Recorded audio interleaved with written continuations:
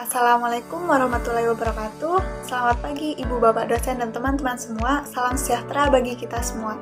Di sini dan pada kesempatan kali ini saya Fitri Astuti NIM A1D019122 dan dua rekan saya Vira Dwi Nur Hasanah NIM A1D019021 serta Farah Farila Azhara NIM A1D019132 akan berbagi sedikit ilmu pengetahuan di bidang pertanian, khususnya mengenai karantina tumbuhan kepada teman-teman semua nih.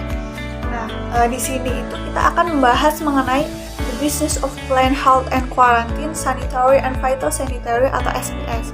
Nah, lebih detail lagi, kita itu akan membahas mengenai kesepakatan SPS. Apa sih kesepakatan SPS? Kesepakatan SPS ini merupakan bagian dari kesepakatan World Trade Organization atau WTO yang berkaitan dengan hubungan antara kesehatan dengan perdagangan internasional. Perdagangan dan perjalanan internasional ini telah mengalami perluasan secara signifikan dalam kurun waktu 50 tahun terakhir. Seperti yang kita tahu di zaman sekarang ya kan, ekspor dan impor itu sudah sangat populer sekali. Tentu saja hal ini itu akan mengakibatkan peningkatan perpindahan produk, khususnya itu produk pertanian. Perpindahan produk pertanian dari satu daerah ke daerah lain pastinya akan meningkatkan resiko, khususnya itu resiko kesehatan. Nah, dengan adanya kesepakatan SPS ini bertujuan untuk memperkenalkan perlunya bagi negara anggota WTO untuk tidak hanya melindungi dari resiko yang disebabkan oleh masuknya hama, penyakit, dan gulma, tetapi juga meminimalkan efek negatif dari ketentuan SPS terhadap perdagangan. Nah, aspek kesehatan dari SPS itu ada dua. Yang pertama itu aspek kesehatan dan yang kedua itu aspek perdagangan internasional. Aspek kesehatan dari kesepakatan SPS ini pada dasarnya berarti bahwa anggota WTO itu dapat melindungi kehidupan manusia, hewan, dan tumbuhan dengan menerapkan ketentuan-ketentuan untuk mengelola resiko yang berhubungan dengan impor. Nah, ketentuan tersebut itu biasanya dalam bentuk persyaratan karantina atau keamanan pangan yang dapat diklasifikasikan menjadi dua nih, ada sanitary dan fitosanitary. Apa sih itu sanitary dan fitosanitary? Apa bedanya? Sanitary itu berkaitan dengan kehidupan atau kesehatan manusia atau hewan. Nah, sedangkan fitosanitary sendiri itu berkaitan dengan kehidupan atau kesehatan tumbuhan. Terus yang kedua itu ada aspek perdagangan internasional. Aspek perdagangan internasional dalam kesepakatan SPS ini secara prinsip itu berarti bahwa dalam usaha melindungi kesehatan, anggota WTO tidak seharusnya menggunakan ketentuan SPS yang tidak diperlukan, tidak berdasarkan pada pertimbangan ilmiah, tidak mengada-ngada, atau secara tersembunyi membatasi perdagangan internasional. Nah, kesepakatan SPS ini itu dijalankan oleh Komite Ketentuan Sanitari dan Fitosanitari, di mana semua anggota WTO dapat berpartisipasi. Komite SPS ini itu merupakan suatu forum konsultasi di mana anggota WTO secara reguler bertemu untuk berdiskusi tentang ketentuan SPS dan efeknya terhadap perdagangan. Terus yang kedua itu mengawasi pelaksanaan kesepakatan SPS. Dan yang terakhir, Komite SPS ini itu bertugas untuk mencari cara nih gimana untuk menghindari terjadinya potensi perdebatan pendapat antar anggota WTO sendiri. Di sini saya akan menjelaskan mengenai isi dari perjanjian SPS. Berikut merupakan isi dari perjanjian SPS mengenai penerapan tindakan sanitari dan fitosanitari. Perjanjian yang pertama yaitu menegaskan kembali bahwa tidak ada anggota yang harus dihalangi untuk menetapkan dan menegakkan tindakan yang diperlukan untuk melindungi kehidupan dan kesehatan manusia, hewan, serta tumbuhan. Dalam isi perjanjian yang pertama ini, setiap anggota dibebaskan untuk melakukan tindakan yang bertujuan untuk melindungi kehidupan dan kesehatan manusia, hewan, serta tumbuhan, dengan ketentuan bahwa tindakan-tindakan ini tidak dilaksanakan dengan cara yang semena-mena atau diskriminasi yang tidak adil antara para anggota, di mana terdapat keadaan yang sama atau bentuk pembatasan terselubung terhadap perdagangan internasional. Isi perjanjian yang kedua yaitu mengharapkan peningkatan kesehatan manusia, hewan, dan kondisi fitosanitari di semua anggota. Pada perjanjian yang ketiga berisi tentang memperhatikan bahwa tindakan-tindakan sanitari dan fitosanitari diterapkan berdasarkan perjanjian dan protokol bilateral, di mana setiap anggota dalam menerapkan kegiatan sanitari dan fitosanitari harus berdasarkan perjanjian dan protokol bilateral. Isi perjanjian yang keempat yaitu menginginkan dibentuknya suatu kerangka aturan dan tata tertib multilateral sebagai pedoman dalam pengembangan dan penegakan tindakan sanitari dan fitosanitari untuk meminimalisir dampak negatif bagi perdagangan internasional.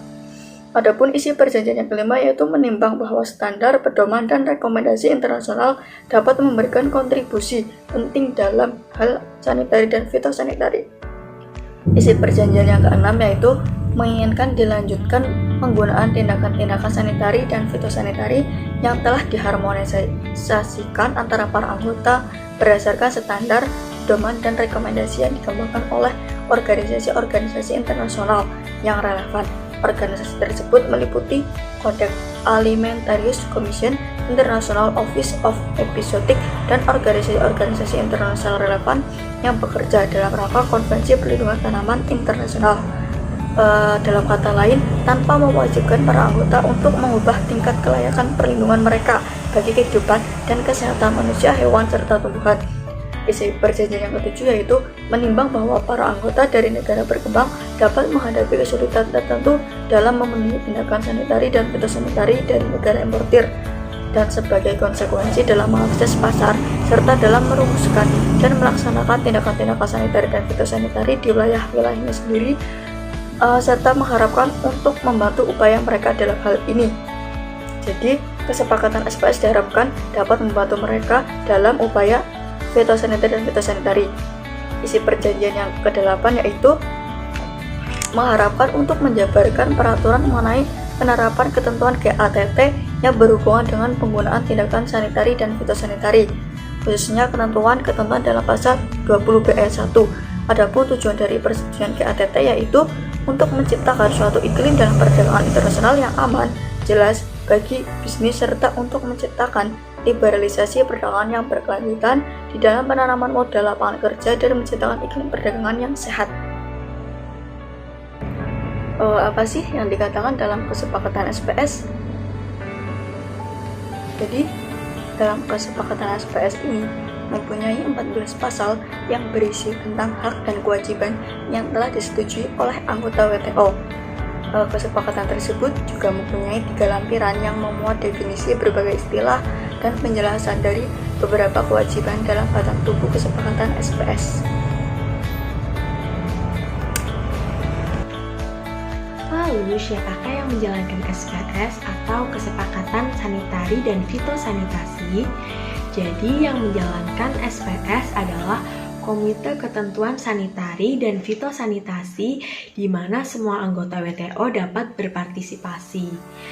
Komite WTO adalah forum konsultasi anggota WTO untuk berdiskusi tentang ketentuan SPS dan efeknya terhadap perdagangan, dan membantu anggota WTO dalam mengimplementasikan kesepakatan SPS. Selanjutnya adalah resiko dan komoditas. Jadi, kesepakatan SPS diterapkan untuk melindungi kehidupan atau kesehatan manusia, hewan, dan tumbuhan dari resiko dalam perdagangan internasional. Jadi, ada 3 resiko. Yang pertama, resiko terhadap hewan, yaitu terhadap masuk atau menyebarnya OPT atau organisme pembawa penyakit, maupun dari kontaminan yang berasal dari residu, pestisida, dan lain sebagainya. Yang kedua, resiko terhadap tumbuhan, resiko dari masuk atau menyebarnya OPT dan organisme pembawa penyakit. Yang ketiga adalah resiko terhadap manusia, di mana resiko tersebut berasal dari zat aditif, toksin, lalu dari organisme pembawa penyakit yang terdapat dalam makanan atau minuman yang terbawa dalam suatu produk. Prinsip utama dalam kesepakatan SPS ada 6. Yang pertama, harmonisasi. Jadi, anggota harus berpedoman pada standar internasional, pedoman, dan rekomendasi yang ada agar prinsip harmonisasi dapat dicapai. Yang kedua, kesetaraan. Dapat dicapai melalui konsultasi bilateral dan berbagai info teknis. Yang ketiga, tingkat perlindungan yang sesuai. Jadi, menggunakan tingkat perlindungan yang dianggap sesuai oleh anggota WTO untuk melindungi kehidupan atau kesehatan manusia, hewan, dan tumbuhan dari suatu wilayah. Yang keempat, ada penilaian resiko. Anggota WTO harus menggunakan teknik penilaian resiko yang dikembangkan oleh organisasi internasional yang relevan. Yang kelima, ada kondisi regional. Karakteristik SPS dari suatu wilayah geografis dapat mempengaruhi besar kecilnya resiko bagi kehidupan atau kesehatan manusia, hewan, dan tumbuhan. Dan yang terakhir adalah transparansi. Adanya transparansi dalam anggota untuk menjalankan kesepakatan SPS.